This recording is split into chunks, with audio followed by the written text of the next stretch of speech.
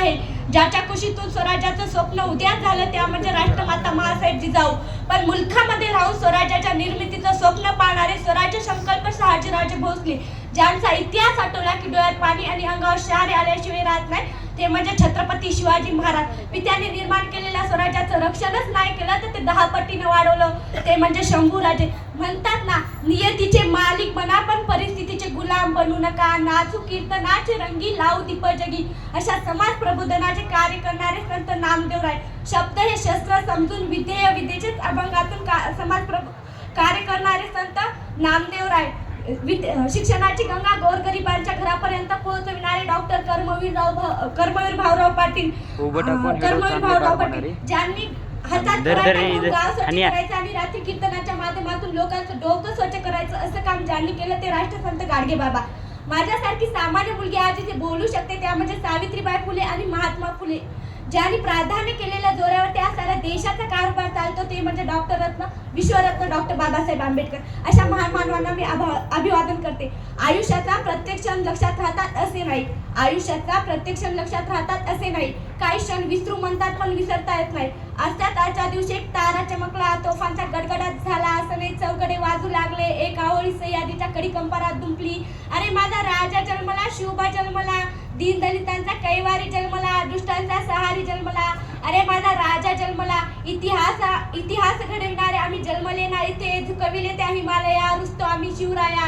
सहन होणार नाही स्वराज्याची फरे, जातीवंत हृदय आमच्या धडकतात ताऊसाहेब. विसरणार नाही लाखो मावळ्यांचे बलिदान, शंभूराजे आठवले की डोळ्यातले अश्रू आपोआपच गळतात. अरे जिथे पडती पाऊले आमची त्या इतिहासाच्या वाटा, वागताच तर नाही आणि मोडणार पण नाही मराठा नेमकं म्हणायचं तरी कोणाला?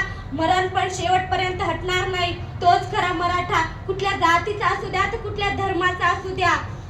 जयंत्या सगळ्या आपण या ठिकाणी आज शिवजयंती साजरी करतो. जयंत्या सगळ्यांच्या साजऱ्या होतात का हो? आपण म्हणजे आपल्या पण होणार का हो? जी व्यक्ती जनतेसाठी रयतेसाठी लढली ना त्याच व्यक्तीच्या जयंत्या साजऱ्या होतात. तुळजाभवानीच्या आशीर्वादाने आणि जिजाऊच्या संस्काराने शिवरायांनी हिंदवी स्वराज्य स्थापन केले. 18 पगार मावळ्यांच्या साथीने शिवरायांनी हिंदवी स्वराज्य स्थापन केले. बाजीप्रभू देशमुख, यशाची, धनाची, संताची, जीवामाळ यासारख्या असंख्य मावळ्यांच्या साथीने शिवरायांनी हिंदवी स्वराज्य स्थापन केले. त्या प्रकारचे मावळे एकनिष्ठ होते. आजकालच्या मावळ्यांची आजकालच्या मावळ्यांची परिस्थिती काय हो? आजकालची बहुतांश कालटी जळती रात्रीच्या दरकोण पायथ्याशी जर पार्टी करीत असतील ना तर त्यांची दरटी सुरक्षित राहतील का हो? हा फार महत्वाचा मुद्दा आहे. ताकद तर सर्वांच्याच मनगटात होती. अहो ताकद तर सर्वांच्याच मनगटात होती. स्वराज्य स्थापनेची इच्छा फक्त आणि फक्त शिवाजी महाराजांच्याच रक्तात होती. छत्रपती शिवाजी महाराजांनी गड किल्ले जिंकले नाही म्हणून ते राज्य पुरुष झाले नाही, तर त्यांनी छत्रजामशाहीवर 2 धडपे घातली. छत्रजामशाही म्हणजे काय हो? छत्रजामशाही म्हणजे 2 क्रूरकाळ स्त्रियांवर केलेल्या अत्याचाराचा डोंगर. प्रहरपुराच्या कोणाच्या बंदीच नव्हती, मांस गोटातल्या गायीसारखी होती. अशा या क्रूर काळात छत्रपती शिवाजी महाराजांनी हिंदवी स्वराज्य स्थापन केलं. आणि आपण त्यांचं नाव कुठं दिलं हो? विड्यांच्या पाकिटांना, सिगरांच्या बंडलांना. एक कवी फार सुंदर शब्द सांगतात. छत्रपती शिवाजी महाराजांचं अस्तित्वाच्या नावाने आजही बिड्यांच्या पाकिटांना, सिगरांच्या बंडलांना नाव दिले जाते. यांचा विरोध करायचा तरी कसा हो?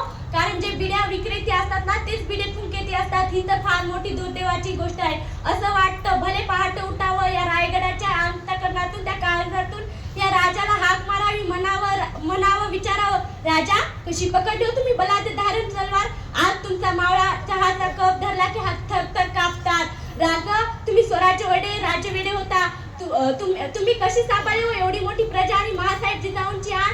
तुमचा मावळा म्हणतो आम्ही दोन आणि आमचे दोन. त्यांचा होतो एक चौकोनातले जातात 2, उरल्यांचा आधार कोण? अशी गंभीर परिस्थिती आज या महाराष्ट्राची झाली आहे. म्हणून 31 डिसेंबरला तुमचा मावळा नशेत झुलतो. राजा तुम्ही नसला तर महाराष्ट्राची परिस्थिती काय झाली आहे हो?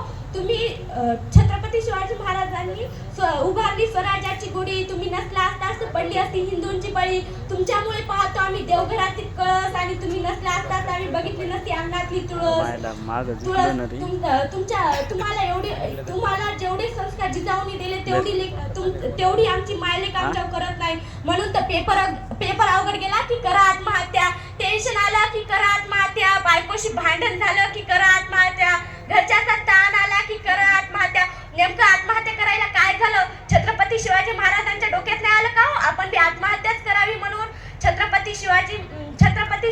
महाराज कपाळा हात देऊन बसले नाही, कोणाला द्वेष देत बसले नाही, कोणाला द्वेष देत बसले नाही, कोणाला द्वेष देत बसले नाही. त्यांनी प्रत्येक संकटातून वाटा काढल्या, म्हणून ते प्रत्येक ठिकाणी यशस्वी झाले. म्हणून तर मला वाटते इतिहासाच्या पानावर रयतेच्या मनावर राज्य करणारा राजा म्हणजे राजाशिव छत्रपती. आले किती गेले किती, उडून गेला भरारा, संपला नाही आणि संपणार नाही माझ्या शिवबाचा दरारा. इंग्लंडचे गँडअप म्हणतात छत्रपती शिवाजी महाराज हे ते गडाव पण नव्हते, ते अर्धराजन असलेले राजूक पुरुष होते. श्वासात होती वादळ, डोळ्यात होती आदळ, श्वासात होती वादळ, डोळ्यात होती आदळ, श्वासात होती आदळ. म्हणून तर देव आमचा राजा एका मराठ्याचं वादळ. एवढे सांगत राहते. छत्रपती शिवाजी महाराजांचं जर नाव हातात कोरायचं असेल ना, त्या हातातून कोणतं वाईट वर्तन होणार नाही याची काळजी घ्या.